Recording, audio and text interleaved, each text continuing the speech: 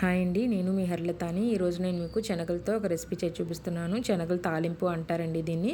ముందు రోజే నైట్ మనం శనగల్ని నానబెట్టుకోవాలండి. తర్వాత దీన్ని మనం ఒక 5 విజిల్స్ వచ్చేంత వరకు ఉడికించుకోవాలి. కుక్కర్లోని శనగలను వేసుకొని శనగలు మునిగేంత వరకు వాటర్ వేసుకోవాలండి. వాటర్ వేసుకొని 5 విజిల్స్ వచ్చేంత వరకు ఉడికించుకోవాలి. ఉడికిన తర్వాత చూసారు కదా, మీకు ఏ విధంగా అనేది ఉడికించుకోవాలో కూడా నేను చూపిస్తాను. మరి మెత్తగా ఉడకకూడదండి, మీడియంగా మనకి ఉడకాలి, అలాగని గట్టిగా ఉండకూడదు.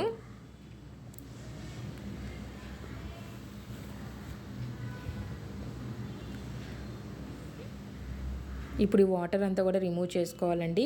కర్రీ కూడా వండుకోవచ్చు. కర్రీ వండుకుంటే కనుక ఈ వాటర్ అనేది మనకి కర్రీలో వేసుకోవచ్చండి. చూసారు కదా ఏ విధంగా ఉడికించుకోవాలో చూపించాను కదండి. ఇప్పుడు ప్యాన్ తీసుకొని అందులో ఆయిల్ వేసుకొని 1 స్పూన్ ఆయిల్ చాలండి. అందులోనే ఆవాలు, జీలకర్ర, ఎండుమిర్చి, మినపప్పు వేసుకొని కొద్దిగా కరివేపాకు, దంచిన వెల్లుల్లి గుడ్లు కూడా వేసుకొని బాగా వేగనివ్వాలండి. వేగిన తర్వాత అందులోని ఉడికించిన శనగలను కూడా వేసుకోవాలి. ఉడికించిన శనగలను కూడా వేసుకొని బాగా కలుపుకోవాలండి. కొద్దిగా సాల్ట్ వేసుకొని, కారం కావాలంటే వేసుకోవచ్చండి, లేదంటే దాని ప్లేస్లో మనం మిరియాల పొడి అయినా సరే వేసుకోవచ్చు. ఇది హెల్త్కి చాలా మంచిదండి. మనకి బ్లడ్ అనేది తక్కువగా ఉన్న వాళ్ళు కూడా దీన్ని వారానికి 1-2 సార్లు తీసుకోవడం చాలా మంచిది.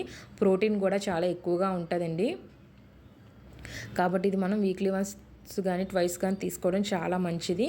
ఈ వీడియో మీ అందరికీ నచ్చిందని అనుకుంటున్నానండి. నచ్చితే లైక్ చేయడం, అలాగే సబ్స్క్రైబ్ చేసుకోవడం మాత్రం మర్చిపోకండి. అలాగే ఇంకొక మంచి వీడియోతో నేను మళ్ళీ మీ ముందుకు వస్తాను. అప్పటి వరకు చూస్తూనే ఉండండి. Thank you for watching.